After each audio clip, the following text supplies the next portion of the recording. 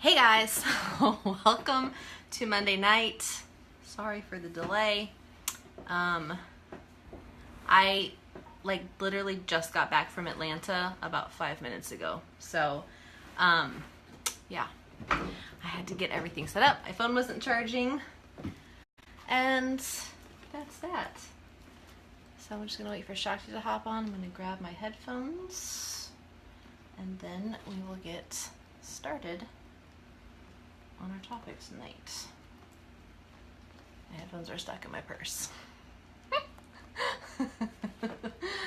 Okay. All right. I'm going to wait to share it until I get Shakti on here. It was quite... There she is. Hold on.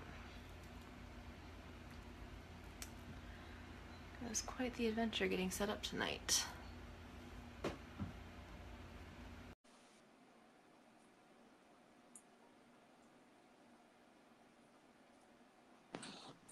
Hi. Hi. Girl. Long time no see. Yeah. I cannot even explain what setting up was like tonight. Here's a good story. This'll make you laugh. So I pull up and I'm like, I pulled in like 5 minutes before we're supposed to go live, right? I'm like, I think I still have to feed the cats. I still have to pee because I pee all the time. I'm like, I had to find my shirt, right? I'm like, I don't know. I'm just dropping everything on the ground and like trying to get us set up, right? So then I finally get here. I need my phone to charge because I'm at like 23%. So I think the cats have been fed. They're at least quiet for now.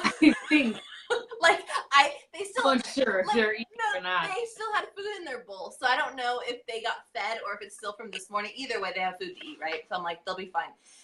So then I look in my suitcase for my shirt. It's not there. I forget that I've put it in the closet to try to pretend like I live here for the last 2 weeks that I'm here. So I get it out of the closet. The air's on, but all the windows are open. So it's like humid as fuck as I'm sitting here in this fucking sweatshirt. Sweaty. I'm like, I'm so hot. I pee, and then my phone won't charge through my computer. So I'm trying to plug in my computer into the wall and plug in a charger. And like the distance between the table and the wall is like, I don't know, 6 inches. So I'm trying to shimmy my way in to plug it. I fall against the wall, but is that really, it's not really a wall. It's like there's this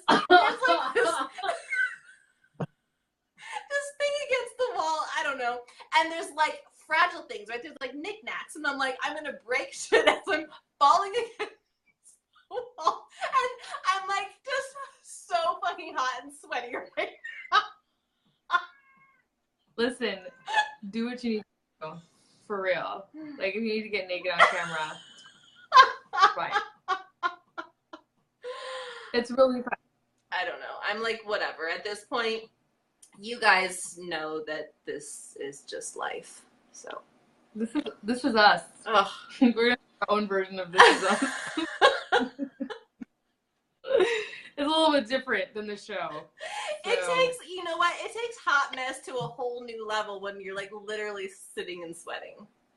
It's literally hot as fuck. You know what's really funny about that is that I've been sweating like every day that we do this. Yeah. Like doing this Monday night show, like it's really hot in this room where I tend to sit and do this, and I never noticed that until I did this podcast. This room is really fucking hot. I did a thing in there once when you were at work, and it was really hot. I was like, it's hot in here, especially with the light on. It's hot. Yeah, it's hot. Weird. All right. Weird. Now that I've told all my stories, I'm gonna share. I did share. So first of all, hello. We have a lot of people hopping on tonight. I know, this is great. Hi. If this is your first time joining us, my name is Shakti and this is Anne. and we are coaches. She is a spiritual mindset coach and also a Beachbody coach, and helps her clients with fitness as well. I'm also a Beachbody coach, and I am transitioning my work into alignment coaching as well, to helping people understand how to get into alignment and how to serve from a place of alignment. So we do this podcast every single Monday night, and the point of the podcast is really to bring up topics that are happening in our everyday life that we are living all day, every day. But Anne and I have a very unique friendship in the sense that we reflect a lot. We reflect a lot with each other, and a lot of our growth that has happened in the past 2 years has been around using each other as a sort of sounding board for reflection and like helping coach each other through things. So the very same things that we do with our clients, we do with each other, and we have been doing consistently for the past 2 years. And so everybody, we bring, hi Kitty. Every Monday night we bring like a fresh topic, something new to you guys. And this Monday night, it's a particularly special topic because it has to do directly with our friendship and something that happened inside of our friendship. And I was like, you know what? I feel like we should talk about this like publicly, like be really open and talk about it, because a couple of things happened. Number one, I realized how truly unique and blessed our friendship is. And I was super, super grateful for that, because when I shared this video out, I titled it, blessed are those who have friendships that are really invested in helping them grow, because it can really change your life to have friendships like that, and to have people in your life who are not going to judge and who are just going to hold space. Like, that's a super big, big gift to me that I've learned in our friendship. But also, I feel like it's a good example of how conflict breeds intimacy. And this is something that came to me many years ago when I was in different sort of one-on-one trainings, learning about conscious communication and nonviolent communication. And one of the feedbacks I received was having the ability to create intimacy out of conflict. And I'm really super proud of being able to do that. And I think that if we look at conflict through the right lens, we can create a lot of intimacy from the experience if we're in the correct perspective when we're approaching the conflict or when we're approaching the difficulty. So from this, like something that happened in our personal lives, this video was born. And I really hope that you guys walk away from this feeling really touched by it and really eager to have friendships in your life that are like this, that reflect this kind of behavior and this kind of space holding. Because how much whenever they say that, you're like the average of the 5 people he hang out with or something like that, like the people around you do affect you and do directly are involved in your development as a person. That is so crazy true. So that's a quick intro to tonight's topic. I'm going to let Anne sort of talk about her end, because what's funny about this is that our stories happened at the same time, but we weren't aware of that until we both kind of opened up to each other at the same time, and then we had this really beautiful conversation out of it. So I'm going to let her share her story and like her process up until the point where she shared with me, and then I will share my end of the story and my process up until the point that I shared. Yes. So Shakti said, like, we've been friends for a while, and we both are constantly grateful for each other and the type of friendship that we have. And like Shakti said, it's so rare, honestly, to have friendships like this. And so I think it's really important that we kind of model for you guys through our experience how we have developed this friendship as well. So basically what happened was the other day I was sitting in meditation, and Shakti and I are both Beachbody coaches, as well as we do our own individual coaching with our clients. And we are both currently doing To Be Mindset, which is a mindful eating program. And Shakti has had really amazing results with multiple Beachbody programs that she's had.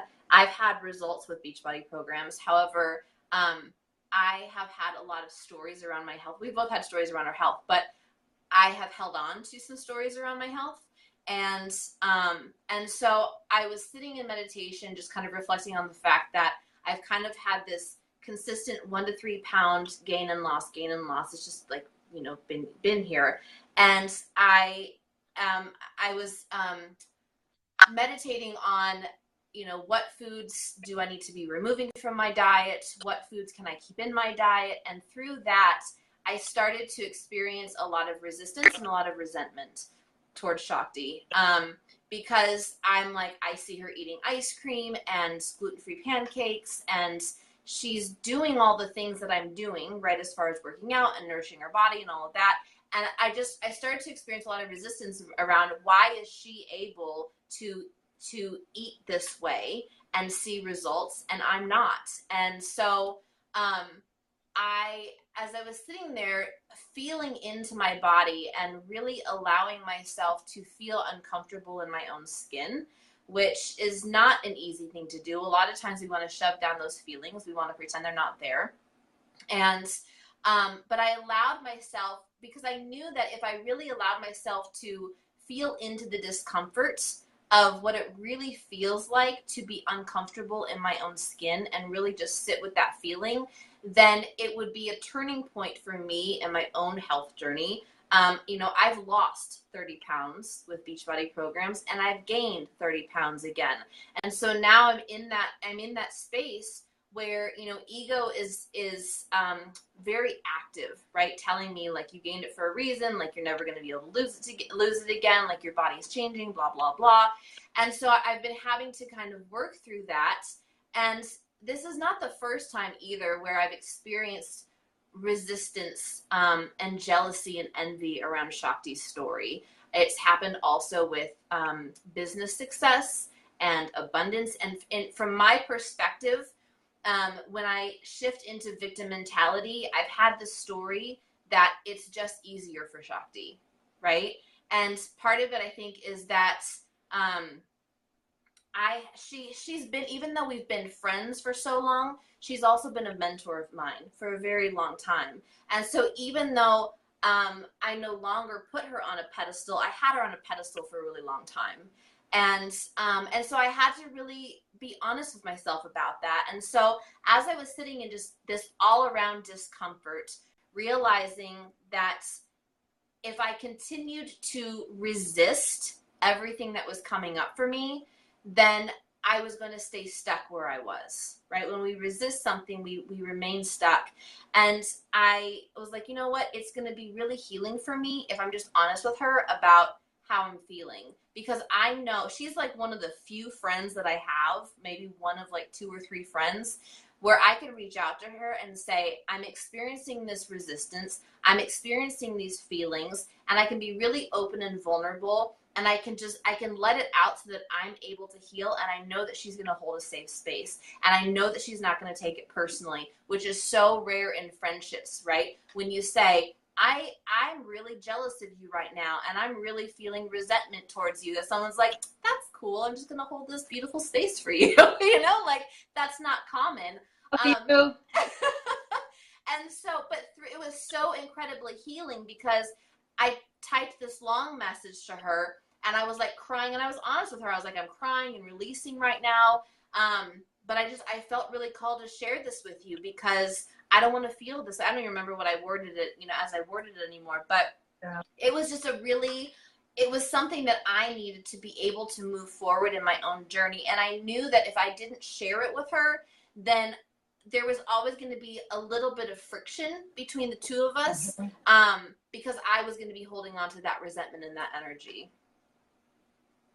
Yes. So here's where it gets real interesting. This is the other story where it gets really interesting.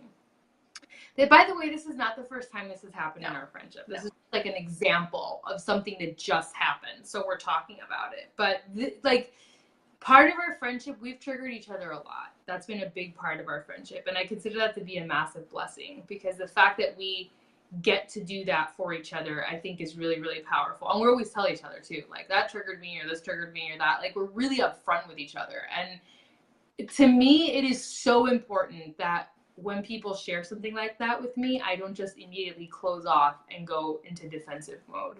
I think it's really important to really listen. Like, even with my partner, which is so hard. Like, it's so hard to do with the partner, right? The partner is like one of the biggest triggers in our lives.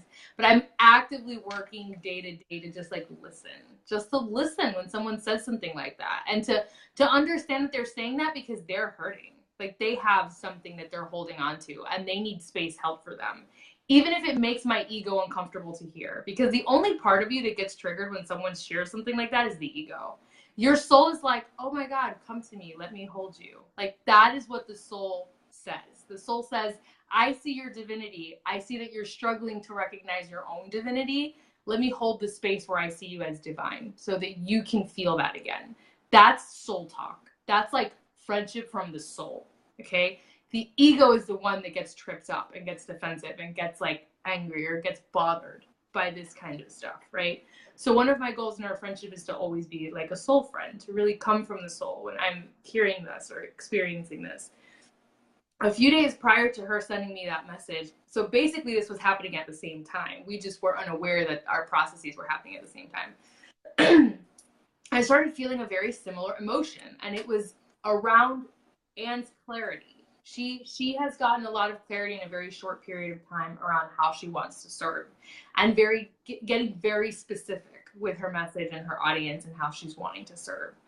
And I've seen her process, and I've helped her in her process of getting that clarity and getting that specificity, and watching her birth the thing, and watching her like do the work, and watching her like figure out, like go into the silence and this and that.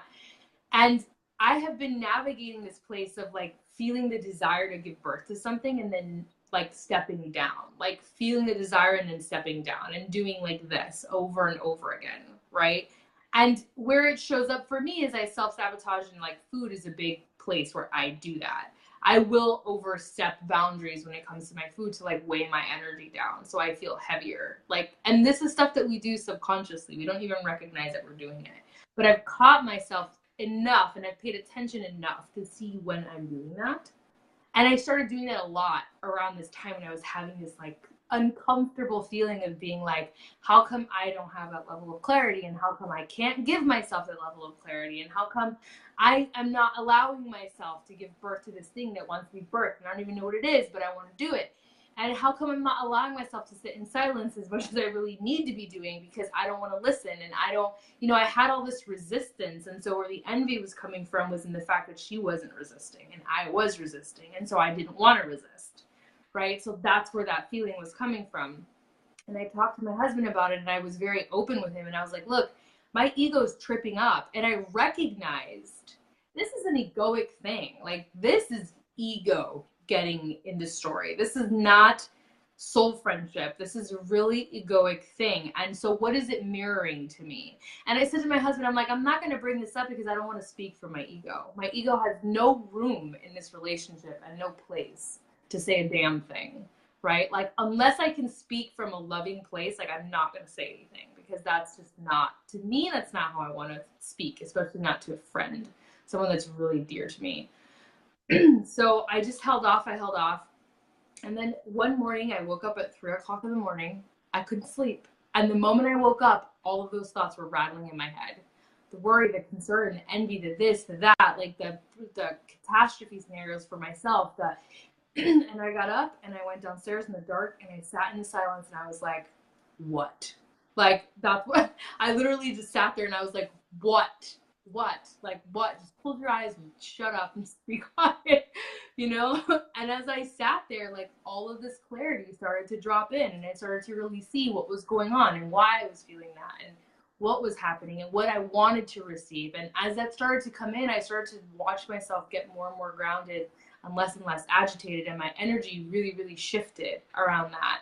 And suddenly I didn't feel the resistance anymore towards her, and I didn't feel that level of discomfort. And right when I was like in a really good place and I had like peace around this, she sends me this message, and I literally laughed out loud. Like, it was like a vulnerable moment for her, but I just started laughing because I knew that I had healed that when I got that message, because she was able to be vulnerable with me about her process. And that was a reflection to me of my own vulnerability, of my own willingness to sit with what was making me uncomfortable. And I told her that. And then we were both like, you gotta be fucking kidding me. Like, what a treasure, right? To be able to like share that with each other and be so real, and then recognize the triggers for what they are. Like, in her case, her desire to want to connect with herself such that she understands her body, and that she really desires to understand and get the clarity when it comes to her physical body and like her wellness. And I desire that when it comes to the way that I serve and the way that I show up in public spaces. And so we were mirroring that for each other. But what we were feeling was envy or jealousy or discomfort. And so anybody who's not paying attention would get the feelings of envy and discomfort and think, I just don't like this person. I just don't want to be around this person. This person is a bitch. This person is a, I don't want to be friends with them anymore. Like, that's what lack of self-awareness does. What awareness does is it says this person is bringing to light something in me that isn't healed. So what is that? What is the thing in me that isn't healed? Let me take a look at that. And sitting with that and honestly looking at it, by the time you're done, if you're not healed over it, if you don't understand what it is, if you still feel that resistance, then maybe take it a step further and say, maybe this person is not someone that I want to keep in my life. But most of the time, if it is, and you're just being triggered, just by sitting with it and really being honest with yourself, you get so much clarity and the trigger dies down, and then you can create something really beautiful and something really intimate out of that moment, you know, without being combative and without letting the ego get in the way and sort of create more division. And that's what happened, and it was a great conversation. Well, and part of it too, like when we're triggered in, whether it's in a relationship or in friendships, it's so easy because we are in ego, right, to become the victim and lash out and blame the other person. I think it's really common in romantic relationships, right? When we're triggered, to be like, if they wouldn't do X, Y, and Z, then I wouldn't feel this way. And there's a lot of power in, first of all, realizing, realizing when you're triggered, knowing that it's within you, right? And the only reason it's getting triggered is because it's active within you. And to ask yourself, like, what is really going on? Like, why am I feeling this way? What stories am I telling myself? Whatever that is, right? And then when you're coming to someone, you're not asking them to behave differently. You're not asking them to change. You're simply saying, this is what's coming up for me. This is what's real for me. You know, this is what this is what's right. This is what I'm experiencing. You know, this is my perception of it. And when you can come into a conversation in that energy, the other person does not come with their defenses up. But what happens is that when we're in ego, when we're in victim mentality, and when we're experiencing conflict within ourselves, and we feel the need to say something, a lot of times when we don't have the awareness that it's something active within us, we show up with blame, right? We show up with blame, finger pointing, and it's always going to set off the other person. It's always going to set off the other person. And so knowing how to communicate that is really powerful as well. And like Shakti said, this is not the first time it's come up for us. We get triggered a lot by each other. But I think that means that it's actually a really healthy relationship.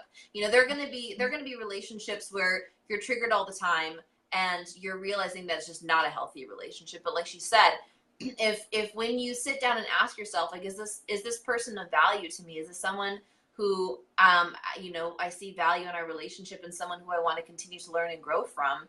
I think that unless it's like an abusive situation, honestly, the majority of people, even the most difficult triggers, there's always a lesson to learn. And I've seen this in other friendships that I've had too, where I'm like really triggered and I'm having to look at it, and then I ask myself, like, how can I shift this?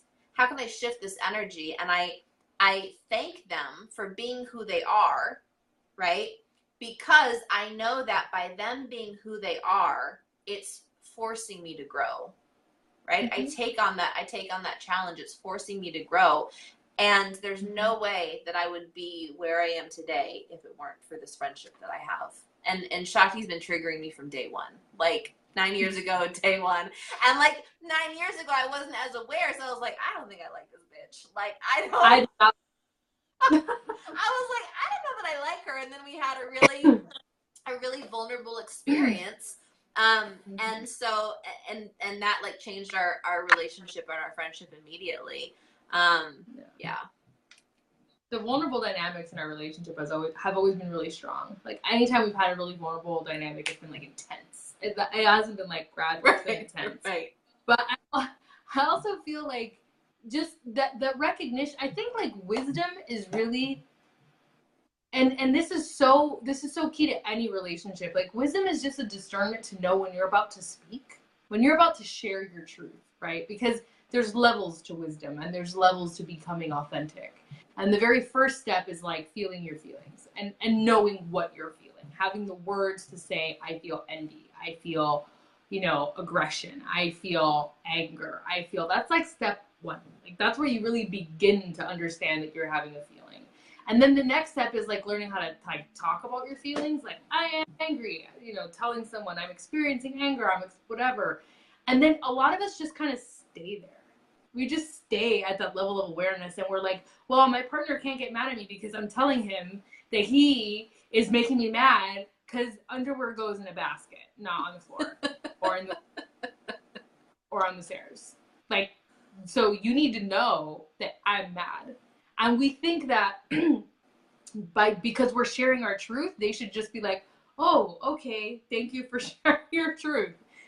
The following level to that, the more graduated level of like maturity, is understanding that when you speak, you're either speaking from a place that's egoic, a place that sees the separation, division, a place that is involved in the conflict, is identified with the conflict, or you're going to speak from a soul space. You're going to speak from a space that sees the good in all that is, that understands that we are all one, that understands that we are all doing the very best we can with what we've got at moment to moment to moment, and that we can choose, that wisdom also allows you to see that you can choose which way you want to have a dialogue with someone. You get to a point in your awareness where you become very conscious that you can actually choose which side of the fence you're going to speak from. And that quote, before you say anything, ask yourself the 3 questions. Like, is it necessary? Is it true? Is it kind? Right? And that's a very evolved understanding of what we're talking about here. Like, it must pass through those 3 gates. It could be true and it could be necessary, but the final gate is it kind? Is it come from the soul space when you're going to go communicate your truth? And I think as a collective, we are at the point where we're getting to like, I'm authentic with my feelings, but now we need to go beyond that and understand that there's a way to communicate from a soul space, and there's a way to create intimacy from conflict and hold space for another person when they're coming to you with something really charged for them, and not make it about you, and not over identify with the story, and not go into your tapes and your stories, so that you can really receive the other person and like hear what's going on.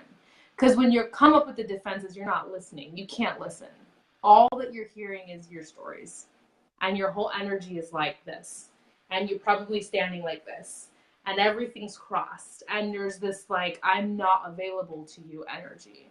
Right? Versus standing like this and like listening to someone. Like with your arms literally open. And like in your lap. Like not crossed. And looking in someone's eyes and giving them the message energetically and physically that you're listening to what they're saying, right? There's a massive difference. And I think we are needing to get to that point and having friendships that want to honor that. Maybe you don't have friendships yet, they're there, but maybe you do want to get there. And maybe you as a group are going to decide that this is how we're going to communicate from now on, and build a friendship like that is essential. I think that's like so core to our evolution as people. Yeah, I was thinking too, like while you were talking, I think that there's like 2 sides to unhealthy communication, right? Like you have people who communicate in the trigger, right? In ego, in victim mentality. And then you also have like the other extreme where there's a lot of people out there who avoid confrontation at all.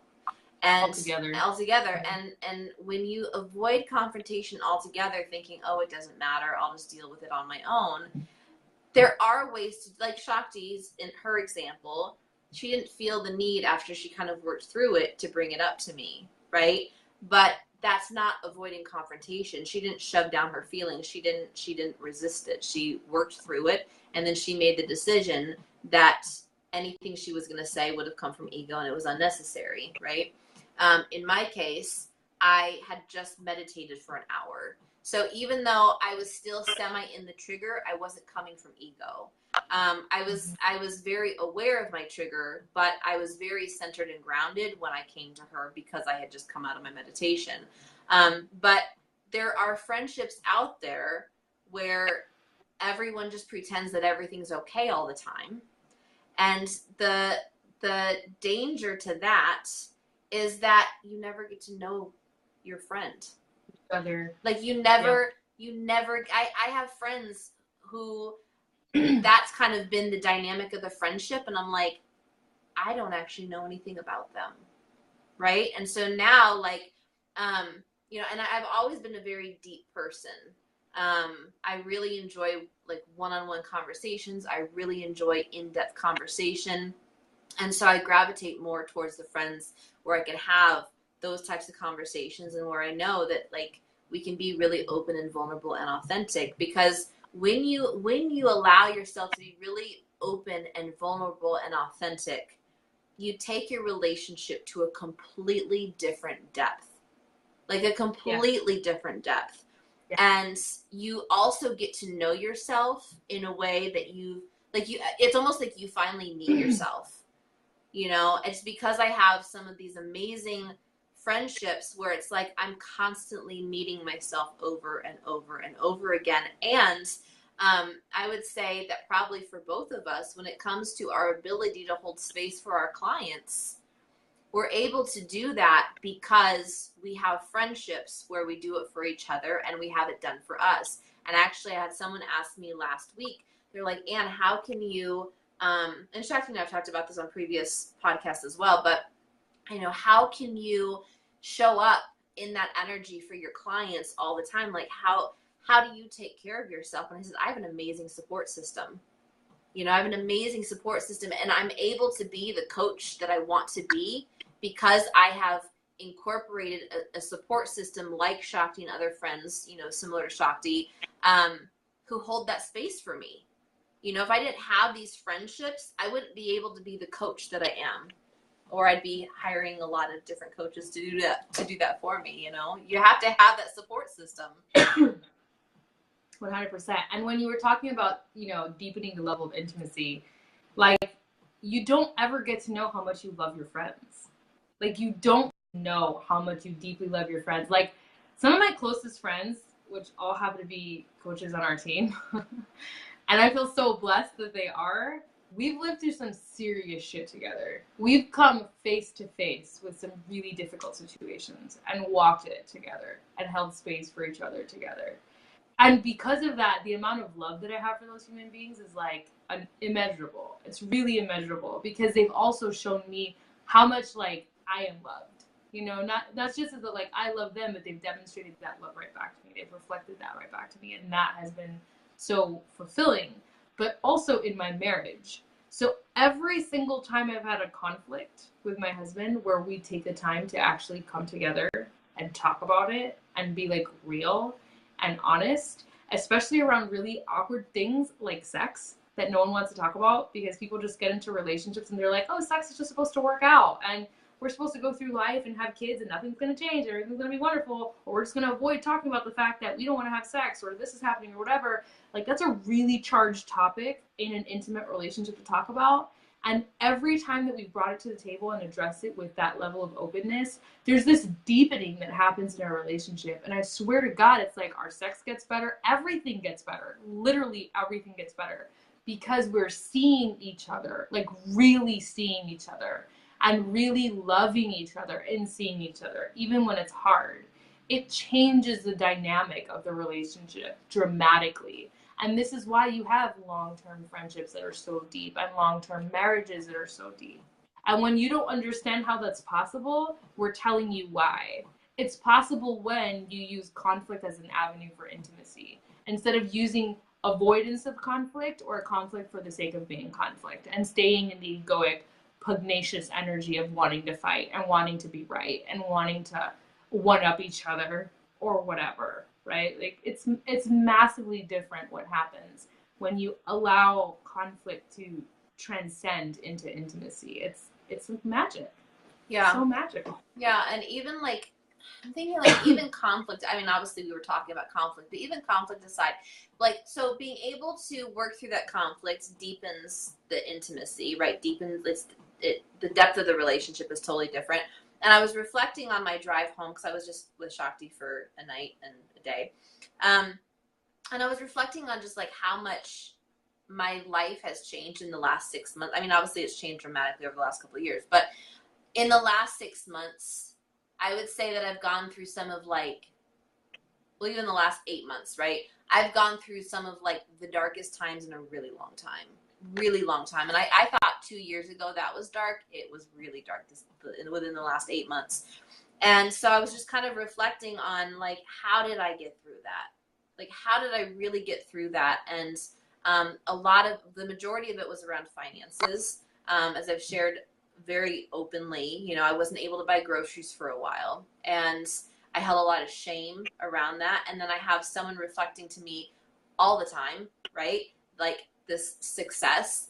And to me, from my, even though I've seen the ins and outs of like what she's worked through, ego was very stuck in it's just coming so easily for her, right? She has the intuition. She's been tapped into her spiritual gifts longer. She just like, it was all these stories around it, right? And there was a lot of, why is this so hard for me? Why is this so hard for me? Why can't it be easy? You know, why do I have to hit this kind of rock bottom? I was very much going into victim mentality and constantly just slamming into rock bottom over and over and over again.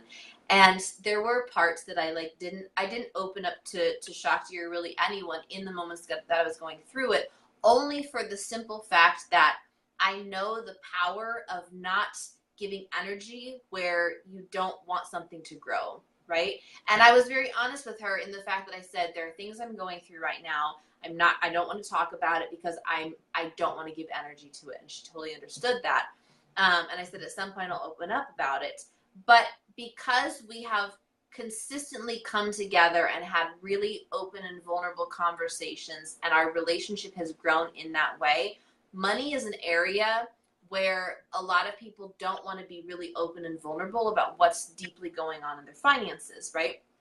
And so, but we haven't had that. Like we've always, because of the way that we interact with each other, we've always been really open and vulnerable. And it's because of all of this that I know I have been able to grow immensely financially and business-wise in the last 8 months. I guarantee that I would still be slamming into rock bottom over and over and over again if it hadn't been for the depth of our friendship. And I've been honest, but I'll say it again, like it was so dark that if I didn't have the support that I have, if I didn't have the awareness, if I wasn't as deep into my personal growth journey as I have been, like suicidal thoughts would have absolutely been there. Like if it had been years ago, I may have taken my own life. Like it's just like, that's how bad it was. And so I'm grateful for this friendship. And I tell Shakti multiple times, just kind of out of the blue, like just the gratitude that I have for having someone like this in my life. But we both had to work at this friendship. Like it takes awareness and really just allowing yourself to take down the walls, you know, and not be afraid to share when shit gets real. It takes a lot of courage to be connected. And this is something that Jenny, another coach in our team, and I experienced when we went out dancing. We were talking about this, how we realize that people feel the need to become intoxicated to connect. That's like a real thing. People use intoxication as a way of connecting, as letting the guard down, so they can make intimate contact with other people. That's why people go to bars and clubs, and that's the whole point of that culture. Because connecting deeply with other people, whether it's a friend, like what we've shared with you guys, or a partner, is scary. It's intense. It's intense to see and be seen in your weakest spots. especially when it comes around money and sex and God. Those are 3 things, let me tell you. People are real uncomfortable talking about those 3 things, okay? And that's like all we talk about in our friendship. All the time. Pretty much it. Okay. Money, sex, and God. And next to that, you've got food and weight, right? Like that, those 4 pillars for apps are the ones that people just have all this like charge around, activation around. And they want to hide, and they don't want to be honest, and they don't want to open up, and they don't want to share. And to be able to cultivate a friendship where you can bring that to the table and say, this is where I am, and this is really what's going on. Like, this is the real thing that's going on. And what I need from you as a friend is I need for you to see me as divine and whole. And I need for you to just see me that way. And that's the thing about my friendship with Anne is like, no matter what she's come to me, I've always seen her for who she is. Like, the truth of who she is has never escaped my mind. I've never seen her as helpless. I've never seen her as a victim. I've never seen her as incapable. I've always seen her as Anne, who is a teacher, and she's a leader, and she is capable of directing her power and her energy however she wants. So at no point in time when she was going through her dark night did I ever see her like that. To me, that's a real friend. I don't want a friend who feels pity for me and who sees me as struggling. I want a friend who looks at me and goes, Shakti, you're a fucking boss. Like, you are a boss. And what you're seeing right now is illusion. And I'm going to see you like the boss that you are. And I'm going to talk to you like the boss that you are. And I'm going to hold space for you like the boss that you are. Because that's who you actually are. And that's something we have done consistently for each other. We share things only to process. We don't hold each other in that space, ever. Because where people hold you adds energy to your situation. So the only time we've brought something to the table that was really hard was to process and move through it. And we never wavered in seeing each other for the truth of who we were. And I think that's something we do really well with ourselves, with our clients, with our team. Like, we see our team as our team is. And like, we remind them constantly, like, you guys are leaders. Like, you guys are capable. Because that's the truth of who you are. Whatever you're seeing is just illusion. It's all separation. It's not reality. It's ego, right? It's not real. It's your 3-dimensional reality, but it's not what's actually true of you, of your higher self, of your soul. So I think that's another really strong component of our friendship is that we've always seen each other for who the other really is. And we've honored that, even when it was really hard. One of us was struggling energetically. We are in not such a great place. I think that's really important. Well, and along those same lines, so Shakti and I were out at breakfast today and just chatting about, again, the history of our friendship, all the things we've gone through, all of that, right? And we were talking about the difference between our friendship versus friendships where they just don't necessarily feel in alignment anymore, right? What's the difference? Well, one of the biggest differences is that the friends who we have chosen to kind of bless and release, are those who stay in victim mentality.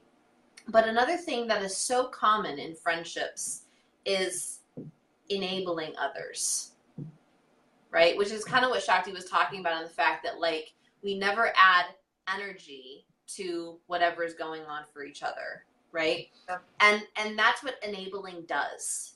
So when your friend comes to you and says, man, I've had a really shitty day, and you say, oh, let's go out for drinks, or let's go get a pint of ice cream and bitch about it.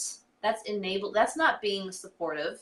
It's not being a good friend. It's not being loyal, right? We use the word loyal a lot, and we talked about this difference between how a lot of people perceive loyal, what you think loyal means, and what type of loyalty do you actually want in a friendship, right? Don't you want a loyal friend who's going to be loyal to the truth of who you are, not loyal to the illusion that you're bringing to the table? Yep. Right? Like, when you go, I had such a hard day, someone who's like, yeah, life is hard. It sucks. Every day that shit keeps happening to you. You know, your life is just really hard. You know, like, or, you know, sitting around and like, this is shitty. Yeah, that is shitty. This is shitty. Like, what are y'all doing right now? What you're doing is you're propagating you're creating this momentum around syncing your frequency and you're doing it together. It's like the difference between empathy and sympathy, right? Empathy is like looking in the hole and being like, oh, you're in the hole, let me get you a ladder, I'll put it in there, and then you can climb the ladder and get out of the hole. Sympathy is jumping in the hole with the other person and being like, oh, now here we are, two of us in a hole. Like, that doesn't help anybody. And it's far too often that friendships mean that. Like, oh, you're not loyal to me because you won't participate in my story of lack and limitation. Right? You're not participating in the fact that I'm limited. Like, you need to believe that I am not all capable. Thank you very much. So that I feel better about the fact that I don't believe that about me right now. That's basically what you're saying to people. Instead of having a friend who's like, listen, you're having a hard time. I'm going to help you process this, but I need you to know that I see you like this, not like this. And this is the truth of who you are, not this. Like, that's what you need. That's friendship. That's called an empowered friendship from a soul space. Someone who knows you, who sees you, and who is unwilling to let you slide from the truth of who you are. Like, no matter what the story is, no matter what the illusion is, no matter what the drama is. And allow yourself to not be liked in your friendship. Like, I can't tell you how many times Shakti and I have given tough love to each other. And like, I mean, I've straight up told her, like, through the tears, I'm like crying and laughing and angry all at the same time, right? And I'm like, I don't like you. I was like, I mean, I love you to death, but fuck you right now. Like, hate you. And then, but she always reminds me, right? Like, I'm not here to make you comfortable. And it's true, she's not here to make me comfortable. And then again, like along the same conversation, like today we were in the car and Shakti was having some shit happening in her life. And you know what? Like, I was really happy that I could be there to, like, one thing I'm really good at as a friend is like cutting the tension with humor immediately. Like, yeah. I will make you laugh when you're angry. And you may not want to laugh, but I know that I can do that. So she's like just having a moment, right? And I'm just like sitting there calmly, like reminding her of, like, you know, what's actually true. And I think she probably wanted to punch me a little bit, but the thing, or the nurse on the phone. The nurse on the phone. I'm like, no, Shakti, this is good, and like, you know, you don't know that this is true, and I'm like, what do you really want? Like, I know you're focused on like what is happening right now, but like, and like worst case scenario, but like, what do you really want? And she's just like, what I want is, you know, like, it was just one of those moments.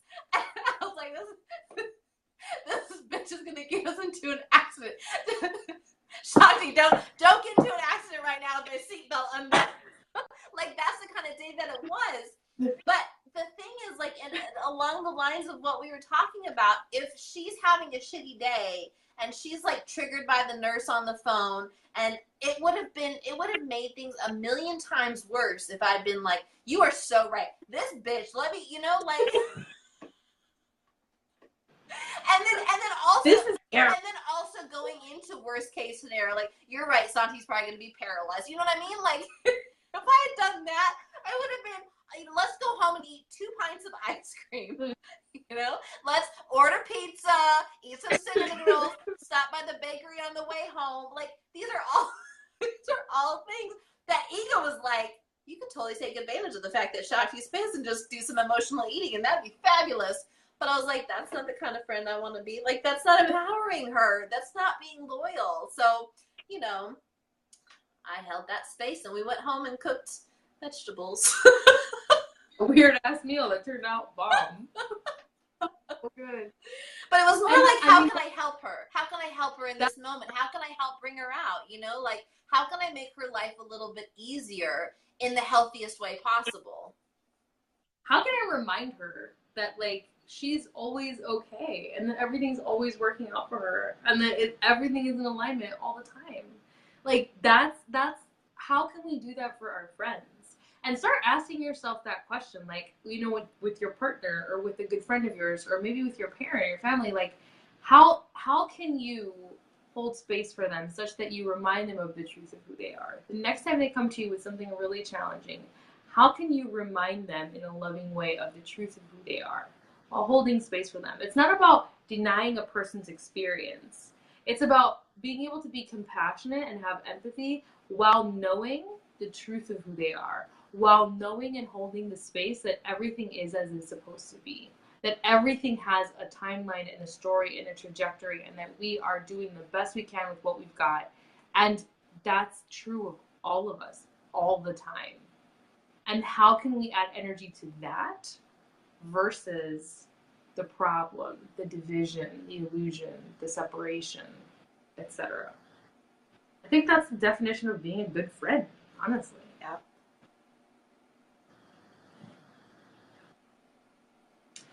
That was a lot. That was like every. Yeah, I mean, yeah, I think unless you guys have questions, which I don't think you do.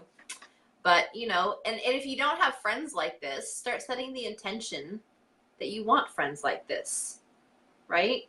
Start journaling out, start visualizing, start feeling. What would it feel like to have a friendship like this? If you don't have a friendship like Shakti and I have, start feeling into what would it feel like to have a friendship like that, right?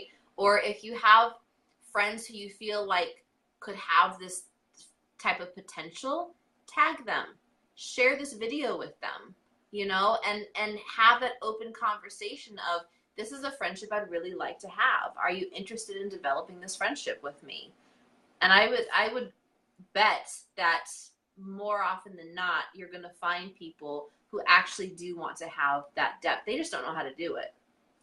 Yes. Right? And just start doing that with them. Just start treating them that way. Don't even ask them necessarily if you don't feel comfortable. You know, like, just be that friend for them. Just be that friend. Hold that space. You do your end. You be the friend you want to have. Be the friend you want to have. Be the friend you want to experience. And then allow them to feel into that space and give you feedback. We are made to mimic, you guys. Like, we are natural mimickers. And we are constantly training people how to treat us by how we treat them and how we allow them to treat us. We're training them. We're training everybody. So don't be surprised if you start treating your friends this way and all of a sudden they start doing it right back. And you're like, that's weird. All of a sudden all my friends are behaving like really self-aware and they're bringing up all these things in a really conscious manner. And because that's the nature of our being. We like to mimic naturally. And I think that's such a powerful tool to remember when you're trying to, like, create peace with your partner or with a friendship or with a parent.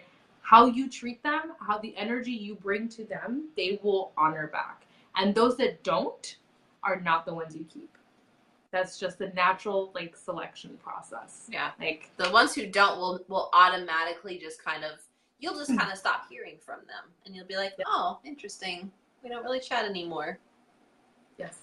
Because your frequencies, what happens is you start to change your frequency with the way that you think and behave and speak. And as your frequency shifts, everything that is in congruence with the frequency will stay, and everything that is dissonant will drop away naturally. You won't even have to do anything. You won't. You really won't. Yep. That's it. That's it, guys. So thank you. Whoa, Shakti went away. Thank you to everyone who hopped on tonight. As always, if you're interested in working with us and aren't a part of our team already and want to join us as with us as your mentors, reach out to us. Ask about Meta Movement. Beachbody coach and would like to work with us on a different level, just message us. We have some options individually and then also 2-on-1 as well. So have a wonderful evening, and we will see you guys next Monday.